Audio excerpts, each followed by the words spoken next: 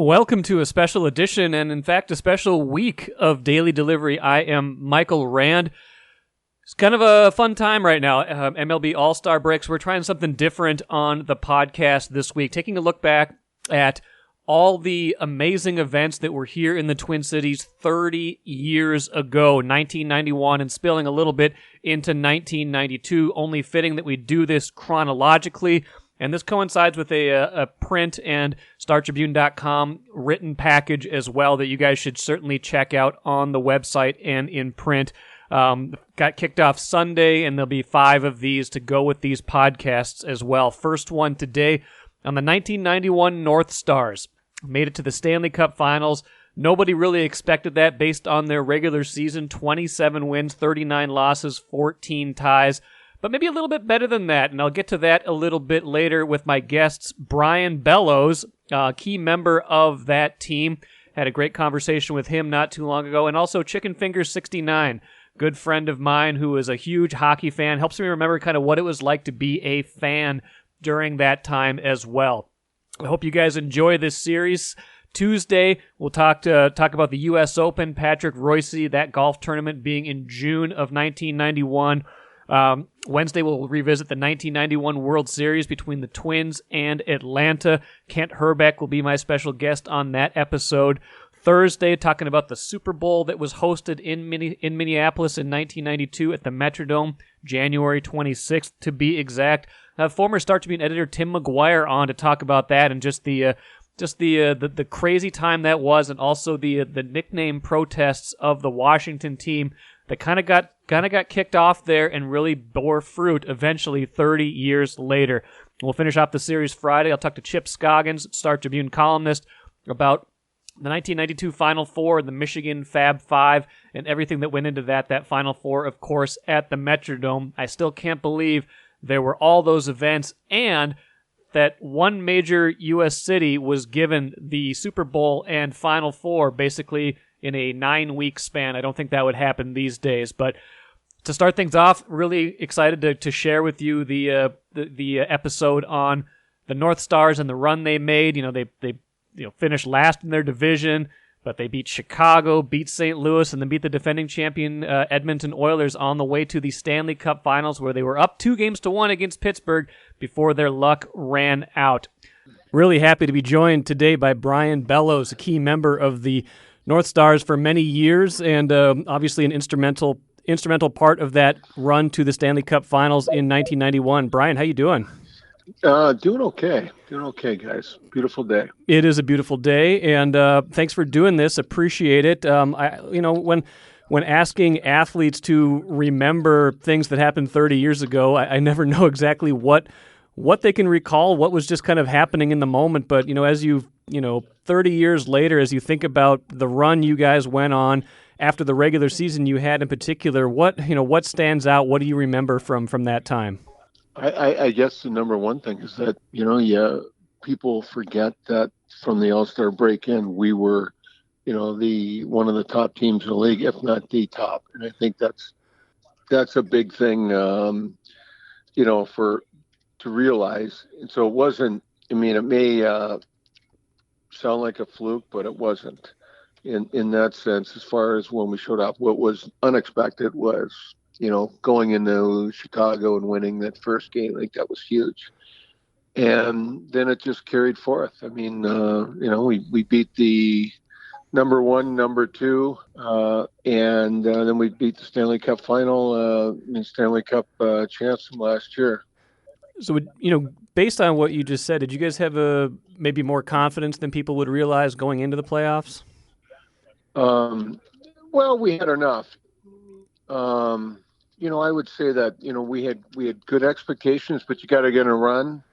And, part of it was also that, we had to have a lot of things kind of happen along the way. And, for us, I think one of those things is that first big win, you get it. And then, I think that we showed people we were serious in the first 2-3 games, and then we actually had some great fans.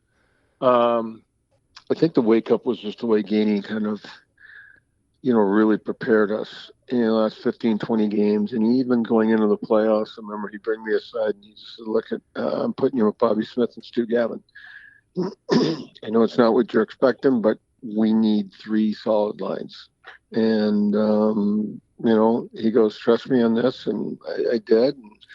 And it's, one of the keys, him coming from the Canadians, he realized that you don't just win with a couple of defensemen and 4 or 5 players. You need a whole crew. And I think that was, the fact that he moved me around and he made a change. I think it sent a statement to the guys that, this playoffs is different and we're really trying to do something. And you'd had 35 goals in the regular season, 75 points. You end up leading the team in scoring in the playoffs with 29 points in 23 games. A pretty impressive output. What do you remember from your own, any individual efforts on your own or from teammates stand out to you? I would say the main thing that, led to that was our power play was phenomenal. It really made sense because, we were playing Chicago and St. Louis first round, very physical teams. And I think we were running 30% plus. And, when you want to play a rough team and you can all of a sudden do that, it makes a huge difference. All of a sudden they just can't, or they may, but, they're going to run into trouble. We kept scoring against them. That gets even more frustration. Yeah, I was looking at the stats here. You guys had 35 power play goals in 23 playoff games. You yourself had 6. Gagne had 6. Brian Propp had 8. I mean, you guys, modern-wise, if you score 35 playoff goals or playoff goals on the power play, that's like a goal and a half a game. That's a pretty amazing clip. Yeah, well, I think we moved the puck around. Well, we had some talent, let's face it. It was Gagne or Smith or McDonough or Brodin. So we had enough players to kind of move the puck. Mark Tenorti really, pushed the envelope. I thought he played fantastic the whole time. So, like you said, the start of the year was rough. You guys at a certain point, I think we're like 12 and 28, and then it starts to click. What was it at the start of the year that wasn't working, and what was it that the team, found to, not only get into the playoffs, but have some momentum at a certain point to get that going? I think, when Katie came over, it was a huge transition, and playing a trap, playing the way he wanted to, and just kind of, realizing that we used to just try and create offense. Now we're in a situation where we're now, creating offense from defense and, believing in it, buying into it. It took a little time. And I think that's part of it. Part of it is, I think you saw, the emergence of, Casey and Mark Tenorti as being some of the top players at their position made a big difference. Okay. And they kind of carried through too. And now, this run could have been over pretty quick. You were down 2-1 in that first series to Chicago, and then you win Game 4 at the Met Center, and then a 6-0 win in Game 5 at Chicago. It seems like kind of a statement win. Is that fair to say, or how do you recall that specific game? Well, I remember that game getting rough near the end, and we get up 3-0, and the frustration hit, and then they just kept going at trying that game to push us around, and it really wasn't working. But it seemed like that was the only way they could come back to try and go after us. And then from there we just gained more strength. And I think going into Game 6, we kind of knew. I mean, you never know for sure, but we just believed in what we had and what we were doing. And then you beat St. Louis, like you said. You beat Edmonton. You get to the Cup Finals against Pittsburgh. You're up 2-1 in that series. You've got a Game 4 back at Met Center. Is that a matter at that point of Pittsburgh's skill taking over? What happens in those last 3 games that unfortunately keeps you guys from hoisting the cup at the end? I look back and after playing on different teams, it's a combination. Talent normally wins. Also, we had played, 3 pretty physical series, hard series. And, I going into it, none of them were easy. And coming out of it, I thought we were a little tired. And it just kind of hits you. You just don't have anything left. And we kept getting down 2-3 goals at the start. and you get, then you have to open it up versus Pittsburgh. It never really works. And as a couple more things for you. Really appreciate the time kind of looking back here all week at some amazing stuff that happened in Minnesota 30 years ago. How much do you keep in touch with a lot of your teammates from that team, from those North Stars days? I mean, I know you guys had I think it was a reunion game a few years ago when they played the outdoor game against Chicago, but how much does this team stay in touch and even talk about that run? Not much. No? Okay, that's fair. I mean, I don't know. I mean, I'm probably staying in touch more with some of the guys that played with in Montreal. Okay. Just because we won, we have that, connection. I'll run into Gagne once in a while. I'll see a few other guys here and there, but not too often. Most of the guys just live other places. Yeah, that makes sense. You're still located locally. You work at Piper. You told me it's not Piper Jaffer anymore, so you've lost track of mergers along the way. I guess my last question for you will kind of tie your past and present. If you knew what you knew about that team going into the playoffs, would you have told people to invest in the North Stars in the '91 playoffs? No, because you can never judge when momentum's going to really take over. And, we had the momentum coming in, like I said, from the All-Star break, being one of the top teams. But you got to have a couple, you go into Chicago and you win that first game. If you don't win that, you're like, whoa, I know we went down 2-1, but still, we had a sense that we could do it and believe in it. And Kenny was a great coach for what we were doing at the time. It was great. All right, Brian Bellows, appreciate the time so much. Thanks for taking a trip down memory lane with me, and enjoy the rest of the summer, all right? Thank you very much. To help us remember the 1991 North Stars even better, I'd like to welcome in Chicken Fingers 69 right now to this podcast. We heard from Brian Bellows a little while ago. So this will be definitely a different perspective. Before I get into your memories of that team, because I imagine you and I are pretty similar age. I bet you were probably a teenager, a hockey player probably back then. And, that's probably a pretty big deal to you. I wasn't living in Minnesota yet, so I had my memories of it are a little bit more faint, but I want to get some of your memories of that run. But I also want to bring up a couple things that Brian Bellows brought up. One in particular was that maybe this team wasn't quite as bad as we thought. They started the year terrible. They were 12, 28, and 8 at one point, and then went on a pretty nice little run to kind of get themselves back into that position. Finished 27, 39, and 4. So if I'm doing the math right, they were basically like 16, 11, and 6, or 16, 16, 12, and 6, something like that down the stretch. So maybe carried more momentum into those playoffs than maybe I realized. Do you remember that about that season? Well, Lord, that's 30 years ago. A lot of concussions for me between now and then. But I'm doing my best. I'd be interested in Bellows' perspective on why he thinks that is. I guess my amateur perspective. I recall Mandato being young. If he wasn't, was that his rookie year? No, but it was pretty close. I think it was. I don't think it was his rookie year, but it was close to it at least. I just recall that him being young, if maybe that's a part of it, still getting acclimated to the NHL. And it took him some time to get going. I know he wasn't their best player at that time, but he was, an emerging player. Maybe that was part of it. If they had injuries, I certainly don't recall. I wonder what the reason for it was. His perspective on it was that basically Gainey wanted to play kind of more of a trapping style, and it took him a while to kind of figure out the new system essentially. And once they kind of figured it out, they felt like they were a much better team in the second half of the year than the first half of the year. So, it just kind of goes to show that, I guess the bigger point, less than you remembering all that, the bigger point, I guess, is we tend to construct these narratives about teams being the worst ever, or like, how did a 27, 39, and 14 team make it to the Stanley Cup Finals? And, in reality, a season isn't necessarily always defined by the entire thing. Sometimes it's segmented, and you probably see that with this team, that they were maybe carried at least some momentum, Brian Bellows said, into the postseason. The other thing that I thought was interesting in looking back at the stats on that team is they were at least a decent team when John Casey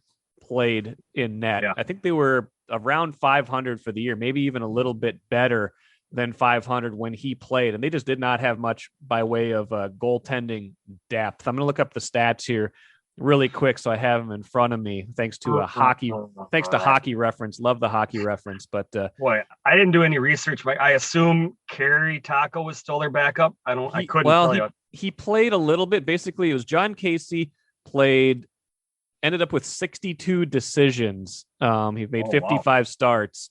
21, 20, and 11 was his record with a .891 save percentage, 2.98 goals against average. Again, this is 30 years ago when goals were a little bit easier to come by. But Brian Hayward was the primary backup during the regular season. He went 6-15-3. Jarmo Mills and Kerry Taco played 4 games combined, 0-2 each, gave up 20 goals total. So when their primary goalie was on the ice, which you generally tend to have during the postseason, they were at least a 500 team over the course of the whole season. Well, there you go. I guess that's the perspective then. I wonder if Gainey wanted more depth or at goaltender, or what if Casey was injured, if maybe he just didn't like former North Dakota players. That's what I'm going with.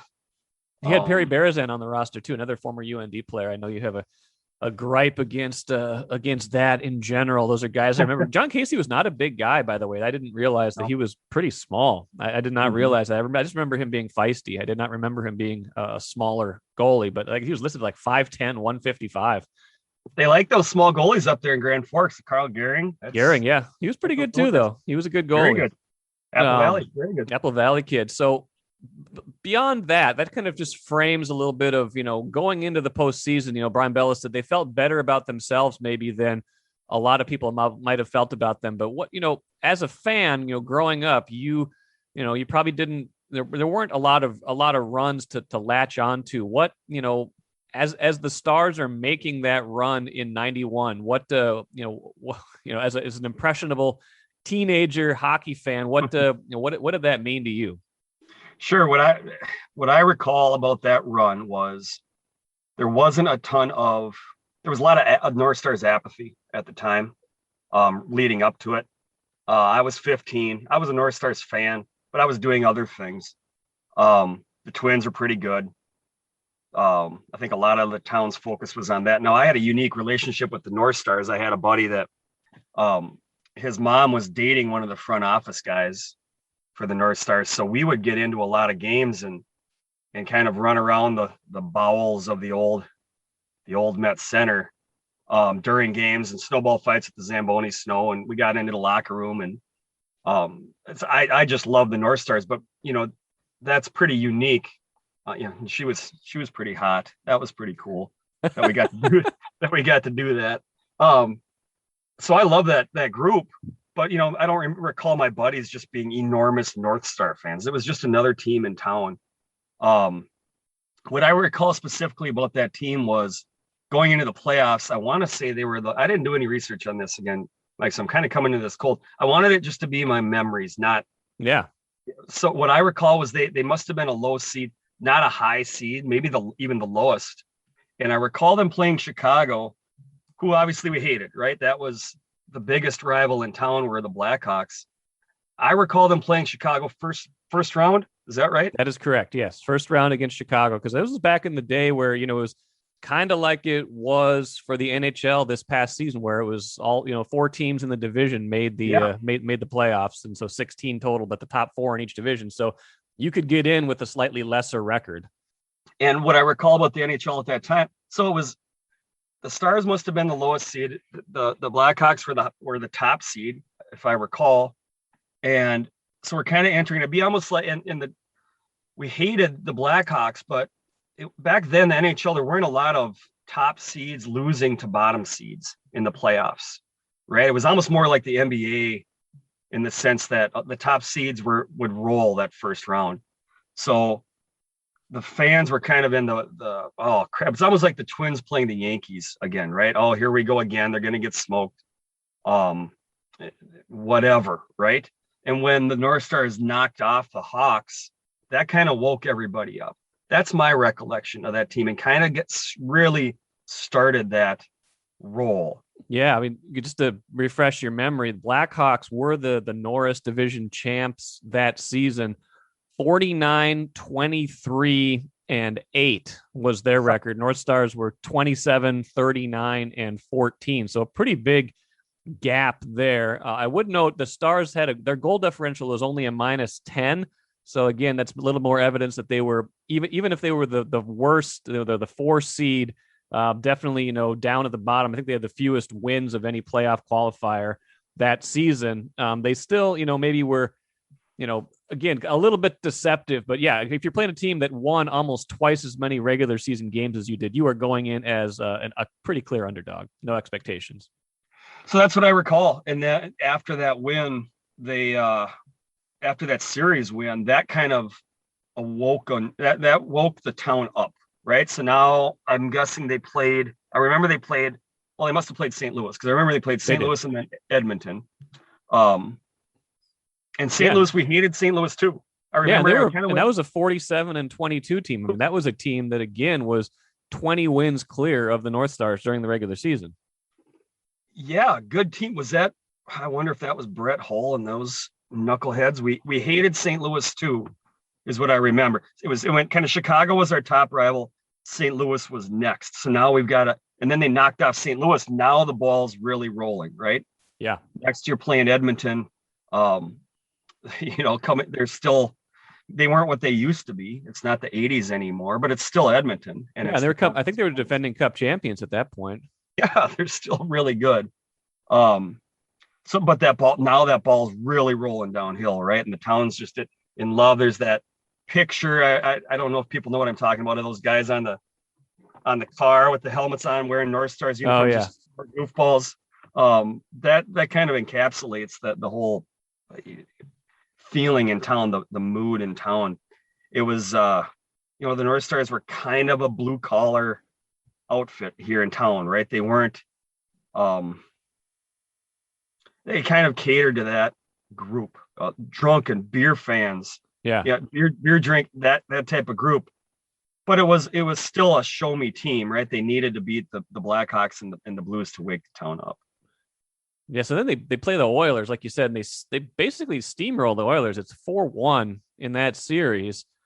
And then they come to play the Penguins. You're thinking, oh my gosh, like they've got this opportunity now where they're not they're basically they were the last qualifier, like the 16th out of 21. There's only 21 NHL teams back then. Let's remember that too. Mm-hmm.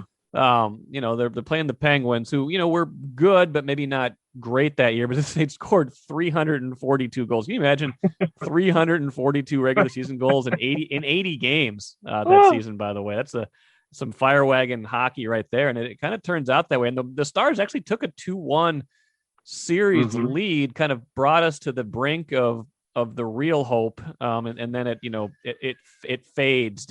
When did you go all in on that team? When were you just utterly convinced they were going to win it all? No, I don't recall that at all. I don't recall thinking they were going to win it all. I recall it just being a lot of fun. It was destiny. They were like on Channel 9. There wasn't Twitter. I was 15. I wasn't reading the newspaper or whatever. I just remember couldn't wait for the games to start. We had an old crappy TV in the television that got Channel 9. We didn't have cable. And it was just so much fun. Buddies coming over. My buddy loved Mark Tenorti. That's what I recall about the team.